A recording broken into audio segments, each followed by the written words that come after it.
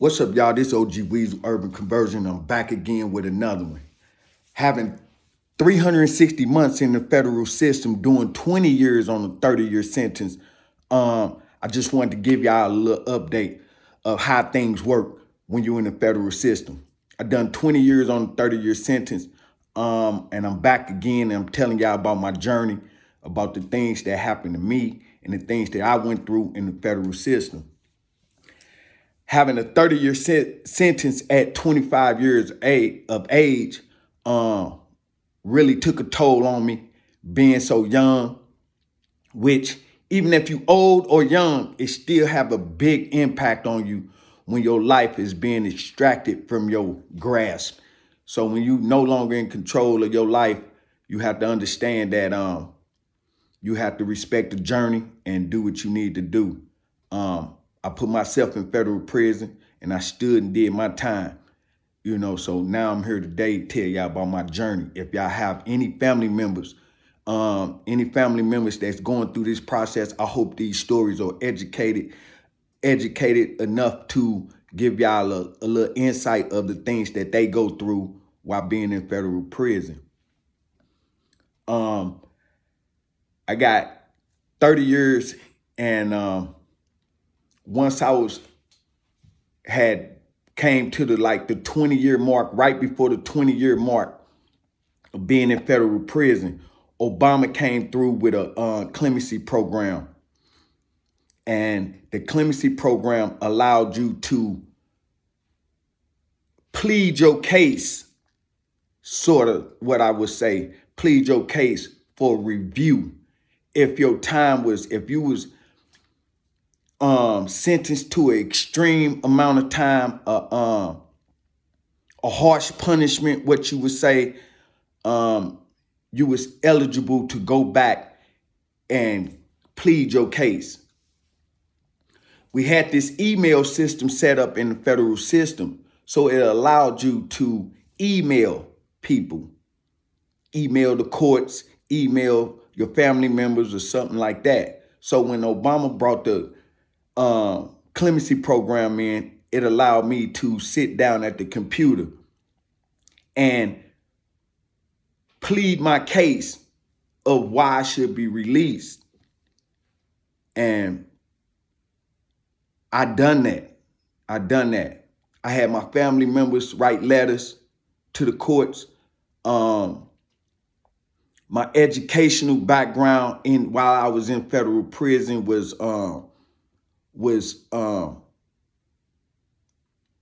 what did they say? Outstanding, because I took a lot of classes.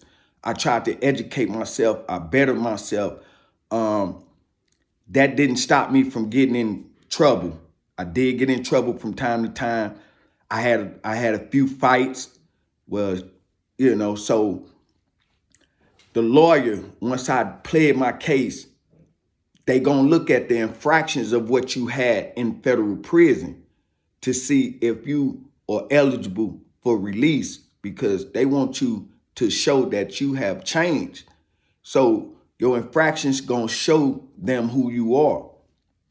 Having fights in that, and I remember distinctly getting a lawyer assigned to my case when I was filing for the clemency program. And the lawyer had said that for my fights and my infractions that I had caught along the years being in federal prison, was that it was a hard adjustment.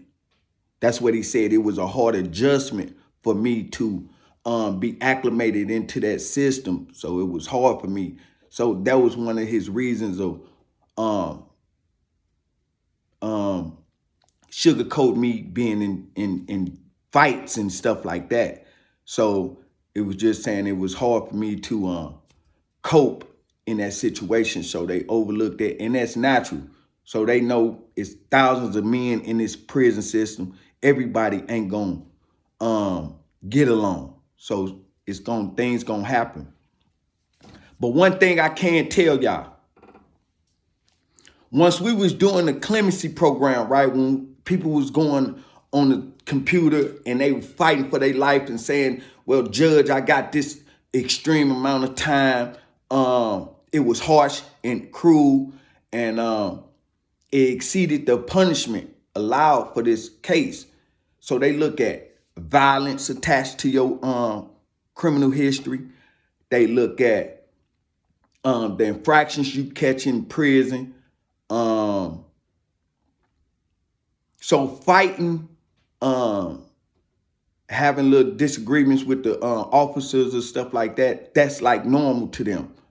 But when you have cases where you masturbating on the officers or fighting the guards, something like that, those are extreme infractions, or caught a stabbing, something like that. So the fights are just normal. So when you're using weapons and stabbing each other and stuff like that, they look at that as a aggressive tactic. So they, kind of leery about those type of infractions.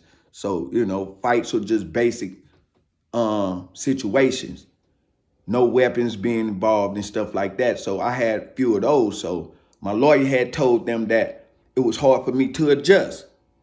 And they kind of overlooked that. And that was the good thing about it. So, and I can't go to tell you this. I found this out being in federal prison.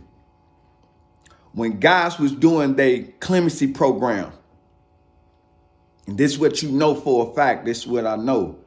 If you cooperated with the government in any form or fashion, third party, direct cooperation, any type of relief the government gave you in relation to cooperating with the government, you ineligible. You couldn't get the clemency program. Any case laws that came down through the Supreme Courts, you was not eligible for anything that affected your case directly, because they said you had got a form of relief from the government. So once you got a form of relief from the government for assisting them, you exempt from anything that come down that can release you. So if anybody cooperated with the government, you was ineligible for the clemency program. You could not get the clemency program. If you worked with the government in any form or fashion, you could not get the clemency program. You could not get a Supreme Court case that overturned the second-degree burglaries when the burglaries was classified as non-violent charges. When those cases came down, you was not eligible because you cooperated with the government. And getting some form of relief from the government says that, okay, you cooperated with us, we gave you your blessing. These blessings you are not eligible for because you cooperated with the federal government. This OG Weasel Urban Conversion, and this is my truth. Y'all hit that like button, y'all hit that subscribe button, and these videos are for educational purposes. I'm telling you my truth. This OG Weasel Urban Conversion. Y'all hit the like button for me, and y'all stay tuned. Hit that comment. Hit that comment. Hit them comments, y'all. Y'all let me know what y'all think.